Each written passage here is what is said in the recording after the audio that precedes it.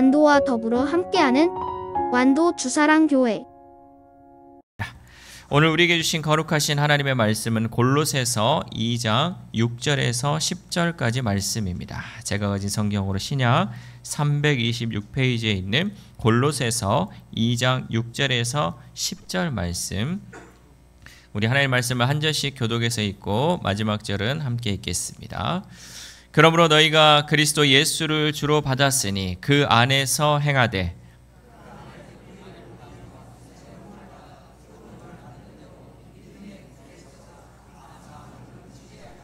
누가 철학과 헛된 속임수로 너희를 사로잡을까 주의하라. 이것은 사람의 전통과 세상의 초등학문을 따름이요 그리스도를 따름이 아니니라. 같이 읽겠습니다. 너희도 그 안에서 충만하여졌으니 그는 모든 통치자와 권세의 머리시라. 아멘. 할렐루야. 우리 옆 사람과 인사하겠습니다. 축복합니다. 네, 잘 오셨습니다. 우리 가슴에 손을 얹고 고백하겠습니다. 나는 행복합니다. 나는 잘 되고 있습니다. 나는 복받은 사람입니다. 나는 건강합니다. 이 말씀대로 이루어진 줄 믿습니다. 우리가 아프더라도 주의 성전에 오면 우리 몸이 건강해져요. 그 마음으로 여러분 오시면 하나님께서 치료의 광선을 발해 주실 것입니다.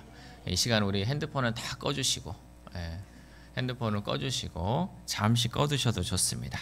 여러분 한 주간을 어떻게 보내셨습니까? 잘 보내셨습니까? 잘 은혜로 보내셨습니까? 그렇다면 오늘 하루는 어떤 마음으로 시작했습니까? 제가 예전에 청년 시절 또 집사 시절에는 늘 주일이 부담스러웠어요. 주일만 되면 아침에 일어나기가 싫었어. 왜냐하면 하루 종일 봉사만 하다 끝나는 주일이어가지고 주일이 너무 싫었어.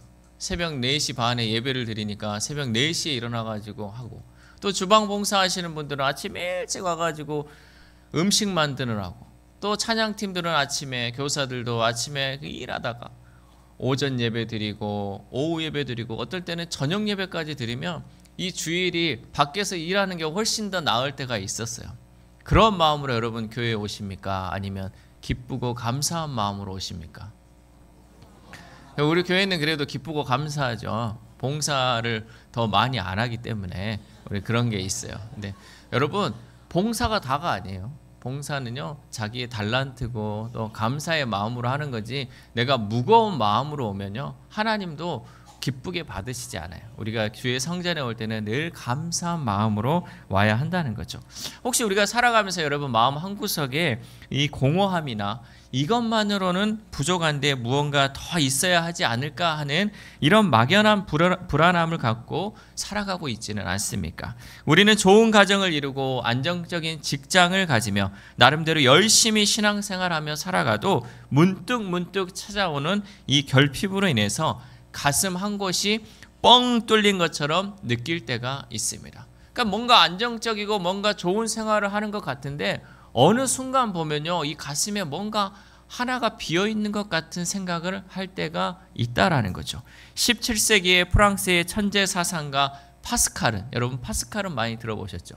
이 파스칼은 인간의 실존을 꿰뚫어 보며 인간은 자신의 비참한 현실을 마주하기 두려워서 끊임없이 기분 전환에 몰입하며 산다고 지적한 바가 있습니다. 그러니까 인간이라는 사람은요 이 죽음이나 또 불안, 무지를 맞이하기가 두려워서요 늘 그 가운데 기분 전환을 하면서 살아간다는 거죠. 내가 두려운 현실 앞에서 이 기분 전환 없이는 살아갈 수 없다라고 이렇게 말씀한 사람이 파스칼이었다. 그 기분 전환은 오락과 잡담 그리고 어떤 일에 몰두하며 살아가는 것을 의미합니다. 그래서 쉽게 얘기해서 여러분 우리가 뭔가 하나가 비어있는 것 같은데 이것을 채우기 위해서 사람들은 오락과 또 잡담, 그 어떤 것을 집중함을 통해서 이 허전함을 없애려고 한다라는 거죠. 여러분 우리의 마음 한 곳에는 저마다 채울 수 없는 빈 공간이 있어요. 내가 뭘로도 채우려고 해도 채워지지 않는 그 공간이 있다는 거죠. 그래서 우리는 뭔가 모를 2% 부족한 상태로 살아가고 있는 듯 합니다. 그런데 이러한 모습은 2000년 전 골로새 교회 성도들이 겪었던 고민과도 비슷합니다. 우리만 겪고 있었던 것이 아니라 그 당시 2000년 전에 골로새 교회의 성도들도 이러한 마음을 갖고 있었다라는 거죠.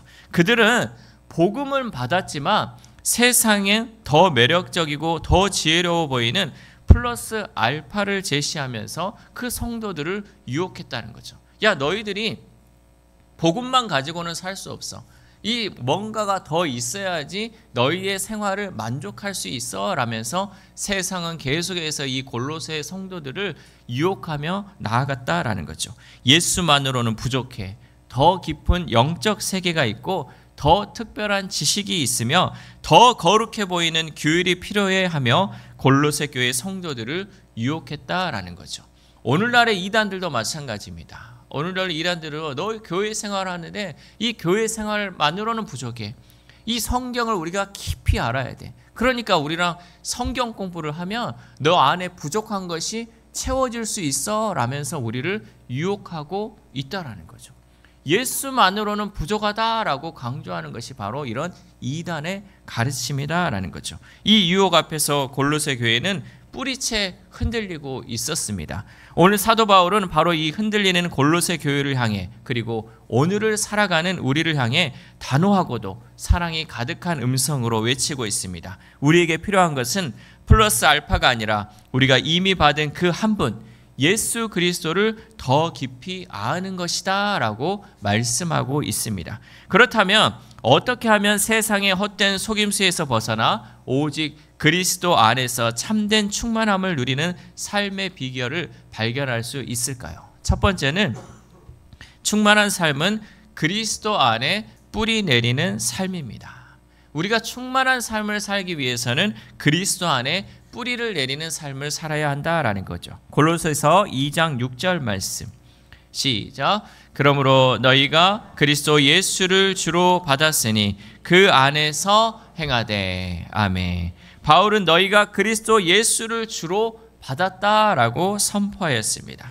여기서 받았다라는 것은 단순히 물건을 우리가 건네받은 것을 의미하지 않습니다. 여기에서 받았다는 것은 스승이 제자에게 가장 중요한 가르침을 전수한다라는 의미가 있다라는 거죠. 우리는 길거리에서 주어드린 풍문이나 개인적인 감상을 믿는 것이 아니에요. 그냥 길에서 떠돌아다니는 그것을 우리가 믿는 것이 아니라는 거죠.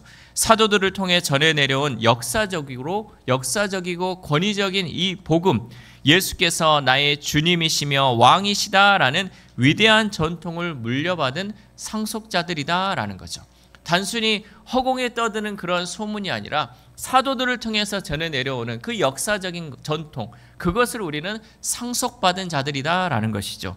그렇다면 이 위대한 전통을 전수받은 우리는 어떻게 살아야 할까? 골로새서 2장 7절 말씀 시작. 그 안에 뿌리를 박으며 세움을 받아 교훈을 받은 대로 믿음에 굳게 서서 감사함을 넘치게 하라. 아멘.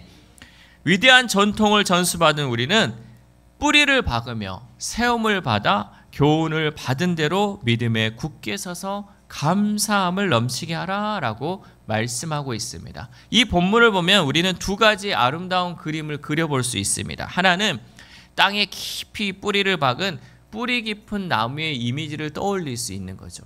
이 땅에 뿌리 깊은 나무가 있으면 그 나무는 절대 흔들리지 않고 굳건하게 서 있다는 것을 생각해 볼 수 있죠. 또 다른 하나는 기초 위에 단단히 세움을 받아가는 건물을 이미지하고 있습니다. 그러니까 그 기초가 단단한 반석과 같은 곳에 세워지는 그 건물, 어떤 지진이 일어나도 흔들림 없이 무너지지 않는 그 건물의 이미지를 우리는 떠올려 볼 수 있다라는 거죠. 뿌리가 깊은 나무는 가뭄과 폭풍에도 흔들리지 않고 열매를 맺습니다. 제가 보면서 예전에도 우리 여기 보면 종려나무가 2개가 있는데요. 하나를 베었어요. 그러면서 이번에 정리하면서 그거를 이제 여기에 있는 거를 빼는데요.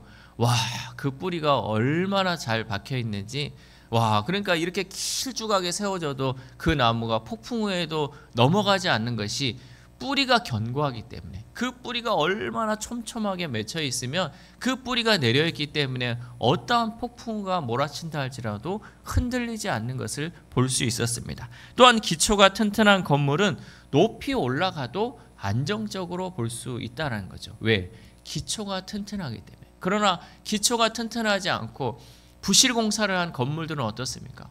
조그마한 것에도 무너져 버리잖아요. 그런데 기초가 단단하게 세워진 그 건물들은 어떤 어려움이 있어도 이 건물이 무너지지 않고 굳건하게 세워가는 것을 우리는 볼 수 있다라는 거죠. 여러분, 우리의 신앙도 마찬가지입니다. 예수 그리스도라는 그 반석 위에 정체성의 뿌리를 깊이 내리는 동시에 순종과 감사의 벽돌을 쌓아서 믿음의 집을 계속해서 지어가야 할 줄 믿습니다. 우리는 예수 그리스도라는 그 반석 위에 살아가는 거예요. 그 반석 위에 믿음의 집을 견고하게 세워갈 때 어떠한 어려움에도 흔들리지 않고 살아갈 수 있다라는 거죠. 우리의 인생은 이처럼 뿌리 깊은 나무처럼 뿌리를 깊게 내리는 삶이 되어야 합니다. 그런데 우리의 인생은 지금 어디에 뿌리를 내리고 있습니까? 여러분은 지금 어디에 뿌리를 내리고 있습니까? 자녀의 성공입니까? 아니면 안정된 노후 자금입니까? 사람들의 인정과 명예입니까? 여러분, 이것이 뭐 내 얘기는 아니다고 생각할 수 있지만 자세히 들여다보면 다 내 얘기예요. 자녀가 잘 되기를 바라면서 자녀 뒷바라지를 얼마나 열심히 합니까? 내가 노후에 안정적으로 살기 위해서 지금부터 준비하면서 또 노후의 삶을 준비하잖아요. 그 사람들이 나에게 또 줄여주는 그런 명예, 또 나에게 이어주는 그런 인정, 이런 것들을 우리가 뿌리 내리고 살아가고 있다라는 거죠. 그런데 그것들은 모두 비바람이 불면 흔들리고 썩어버릴 수 있는 얕은 흙에 불과합니다. 자식 농사 잘 지으면 뭐합니까? 자식들은 또 자식을 위해 살아가지 절대 부모를 위해 살아가지 않습니다. 여러분, 안정적인 노후 준비하면 뭐합니까? 하나님이 그 생명 걷어가 버리면 우리는 얕은 것에 심은 것밖에 될 수 없다라는 거죠. 사람들의 인정을 받으며 살아가면 어떻습니까? 사람들이요, 등을 돌리는 것은 한순간입니다. 여러분, 이 모든 것은 우리가 얕은 것에 뿌리를 내리는 것이라는 그 사실을 잊지 않았으면 좋겠습니다. 우리의 유일하고도 영원한 반석은 오직 예수 그리스도밖에 없는 줄 믿습니다. 예수 그리스도는 반석이에요. 그 어떤 것에도 흔들리지 않아요. 우리가 믿음의 뿌리를 견고하게 내리면 절대 흔들리지 않는다라는 거죠. 예수님은 우리의 삶의 소유권이 온전히 주님께 있음을 인정하고 주권을 주님께 기꺼이 드리기를 원하고 계십니다. 주님은 내 모든 주권을 주님께 맡김을 통하여서 주님의 인도하심 따라 살아가기를 원하고 계신다라는 거죠. 그래서 내 인생의 주인이 내가 아니라 오직 주님임을 고백하기를 원하고 계신다라는 거죠. 더 나아가 예수님 안에 신앙의 뿌리를 더 깊이 내리기를 원하고 계십니다. 그래서 우리의 삶이 작은 일에도 흔들리지 않고 어떤 시련에도 실패하지 않는 믿음의 삶이 되기를 원하는 줄 믿습니다. 여러분, 참된 충만은 새로운 그 무언가를 찾아 헤매는 것으로 시작하지 않습니다. 여러분, 우리가 참된 충만은요, 어떤 새로운 것을 찾아가지고 그것으로 만족하는 것이 아니라는 거죠. 참된 충만의 시작은 복음으로 돌아가고 말씀으로 돌아가서 오직 주님이 되시는 예수 그리스도께 삶의 뿌리를 내리는 것에서 시작되는 줄 믿습니다. 그래서 우리가 충만한 삶을 살고자 하면 결국은 어떻게 하냐? 복음으로 돌아가야 돼요. 말씀으로 돌아가야 돼요. 그래서 예수 그리스도께 뿌리 내리는 삶을 살아갈 때 우리의 삶이 충만한 삶으로 살아갈 수 있다라는 거죠. 그러므로 우리는 충만한 삶을 살기 위해서 새로운 무언가를 찾아 헤매는 것이 아니라 예수 그리스도를 내 안에 가득 채움으로 내 삶 가운데 충만한 은혜가 있기를 소망합니다. 두 번째로는 충만한 삶은 거짓된 철학과 속임수에 속지 않는 삶입니다. 우리 골로새서 2장 8절 말씀 시작. 누가 철학과 헛된 속임수로 너희를 사로잡을까 주의하라. 이것은 사람의 전통과 세상의 초등학문을 따름이요 그리스도를 따름이 아니니라. 아멘. 바울은 매우 강력하고 충격적인 단어를 사용합니다. 누가 철학과 헛된 속임수로 너희를 사로잡을까 주의하라 라고 말씀하고 있죠. 여기서 사로잡을까 라는 이 단어는 노예로 납치하다 라는 의미를 가지고 있어요. 그러니까 우리의 생각을 사로잡는 것은 결국 노예로 납치하다. 그러니까 거짓 가르침은 우리의 영적 자유를 빼앗고 사상의 노예로 만들어버리는 폭력적인 영적 납치 행위라는 것이죠. 그러니까 우리의 생각을 사로잡아 버리는 거예요. 우리가 가지고 있는 이것을 모두 빼앗아 버린다. 이것이 바로 사로잡힌다라는 거죠. 당시 골로새의 철학은 단순히 그리스 철학이 아니라 유대교의 율법주의와 천사 숭배, 신비주의가 뒤섞인 혼합주의적 가르침이었다라고 전하고 있어요. 그러니까 골로새에서 얘기하는 이 철학은 단순한 그리스의 이 철학만이 있는 것이 아니라 유대교의 율법주의, 천사 숭배, 그리고 신비주의가 이 섞여 있는 혼합주의적 가르침이 있었다라는 거죠. 즉 예수도 믿어야 하지만 더 거룩해지려면 할례도 받아야 합니다. 또 절기도 지켜야 합니다. 천사에게 경배도 해야 합니다. 라는 식으로 예수 플러스 알파라는 공식이 있었다라는 것이죠. 우리는 예수님만 믿잖아요. 그런데 그 당시에 이 철학은요, 예수님만 가지고는 안 된다. 그러니까 우리가 더 거룩해지기 위해서는 율법을 지켜야 되고 절기를 지켜야 되고 또 천사들을 경배해야 된다. 이런 거짓 가르침이 그 가운데 있었다라는 거죠. 여러분 생각해 보면요, 이런 거짓 가르침이요 우리의 마음을 혹하게 할 때가 있어요.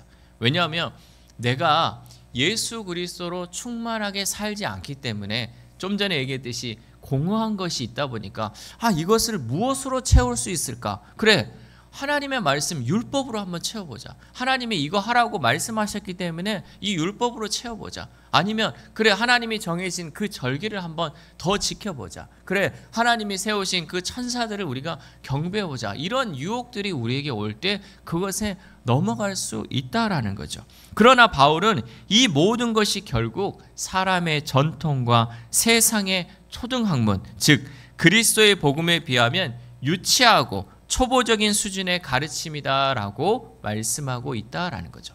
여러분 우리가 깊게 생각해 보면 좀 전에 얘기했던 율법을 지킨다든지 절기를 지킨다든지 천사를 숭배한다든지 이 모든 것은 복음에 비하면 초등학문밖에 안 된다는 거예요. 수준이 떨어지는 거라는 거예요. 복음은 더 고차원적으로 우리에게 말씀하고 있는데 이 얕은 지식으로 우리의 부족한 것을 채우려고 한다. 이것은 아니다라고 바울이 단호하게 선포하고 있다라는 거죠.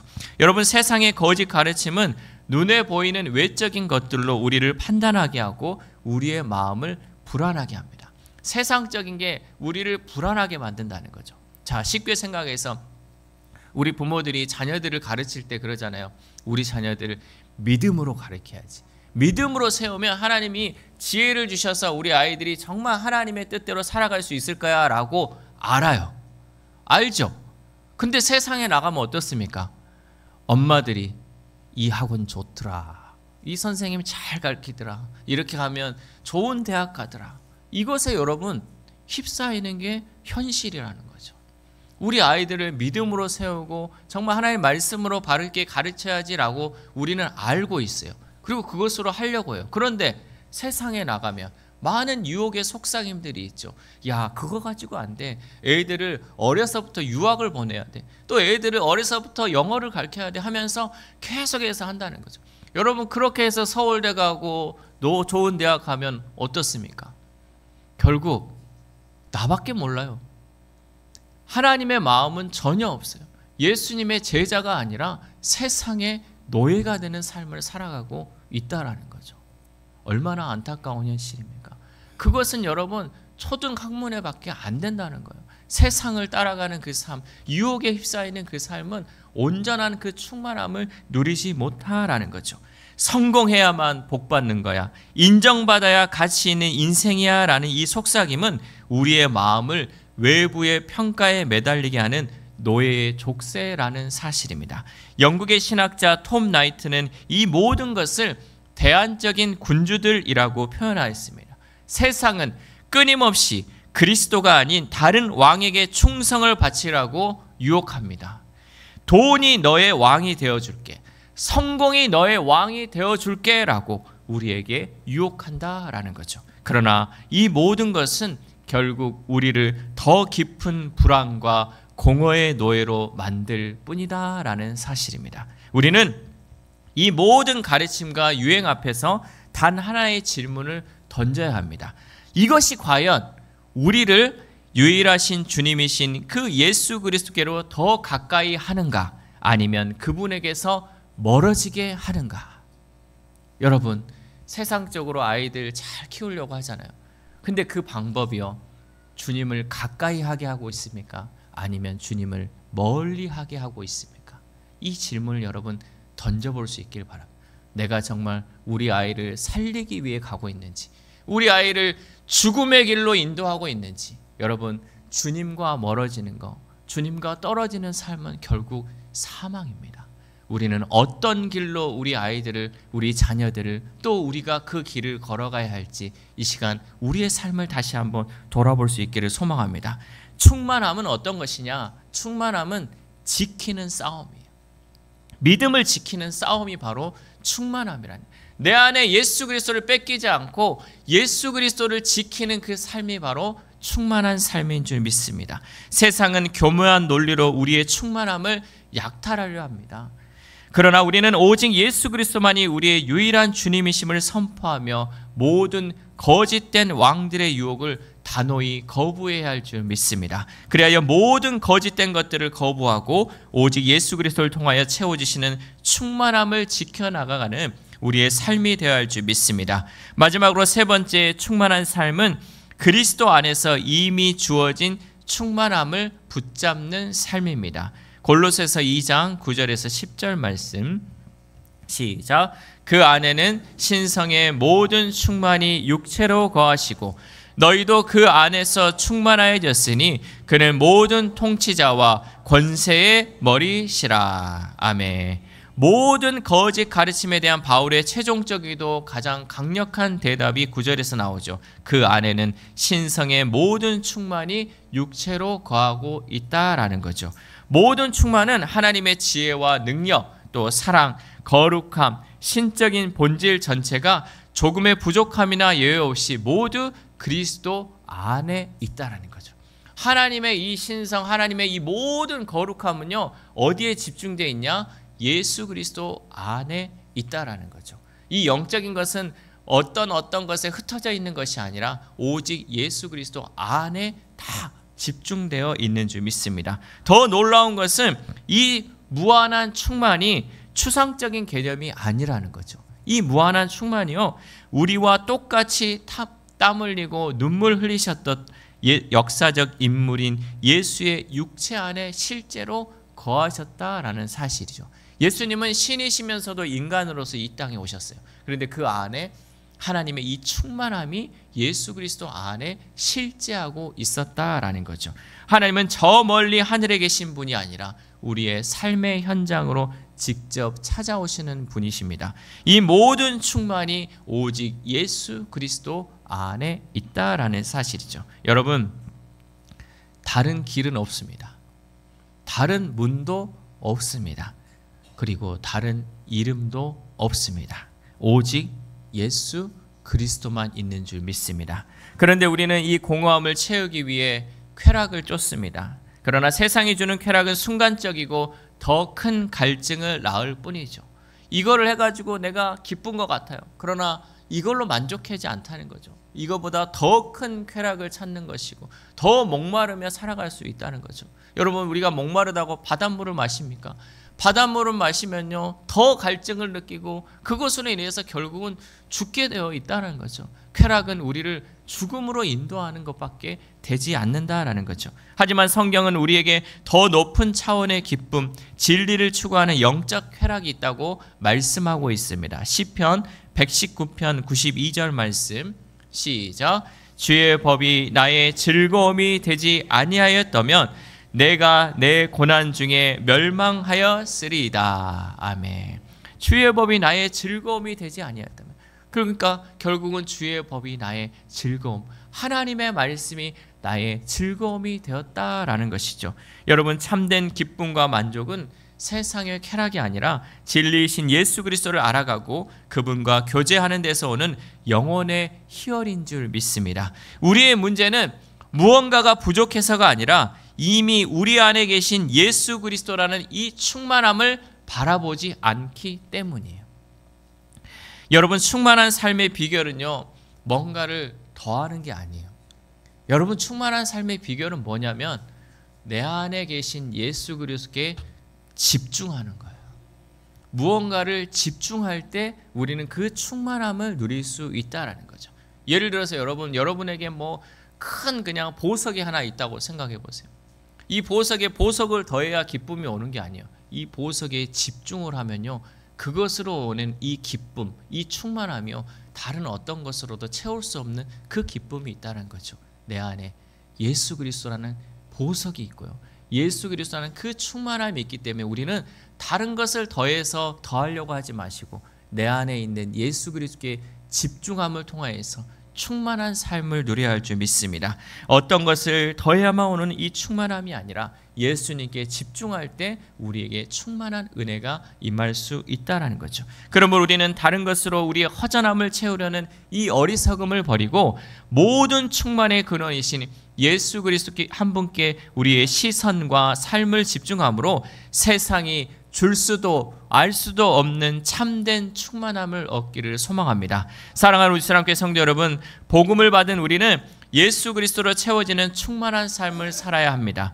그러한 삶이 되기 위해서는 먼저 예수 그리스도께 뿌리를 깊게 내리는 삶이 되어야 합니다. 그리고 우리의 충만함을 약탈해가는 거짓 속임수에 속지 말아야 합니다. 더 나아가 충만의 근원이신 예수 그리스도를 붙잡는 신앙이 되어야 합니다. 이렇게 될 때 우리는 거친 파도가 몰아치는 거대한 인생의 바다 위에서 흔들리지 않고 승리하는 삶을 살아갈 수 있습니다. 이것은 우리가 더 좋은 항해 기술을 배우는 것이 아니라 우리 주님 예수 그리스도께 우리의 삶을 더 단단히 묶어놓은 것과 같다라는 거죠.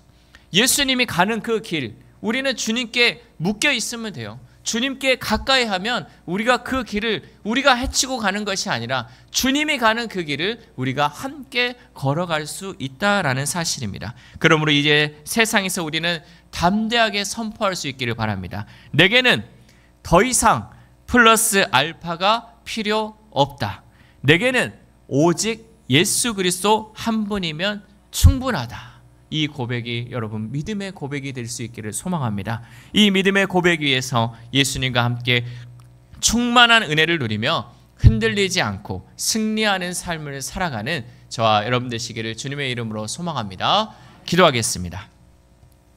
하나님 감사합니다. 오늘 말씀을 통해 텅 비어 덜컹거리는 우리 인생의 주인이 되어주시는 예수 그리스도를 다시 한번 바라보게 하시니 감사를 드립니다. 그동안 우리는 세상의 다른 이름, 즉 성공과 명예와 재물의 이름에 우리의 마음을 빼앗겼음을 고백합니다. 그러나 주님, 이제부터는 우리가 오직 예수 그리스도의 피를 의지하며 내 마음에 오직 예수 그리스도만을 채워갈 수 있도록 도와주옵소서. 세상은 대안적인 군주들을 내세워 우리를 충성하도록 유혹합니다. 그러나 주님, 이제는 그런 거짓된 이름들을 내게서 몰아내 주시옵고 오직 주님의 십자가의 통치가 온전하게 이루어질 수 있도록 성령님 역사하여 주옵소서. 이 모든 말씀 우리의 충만함의 근원 되시는 예수 그리스도 이름으로 기도드립니다. 아멘. 우리 다 함께 일어나셔서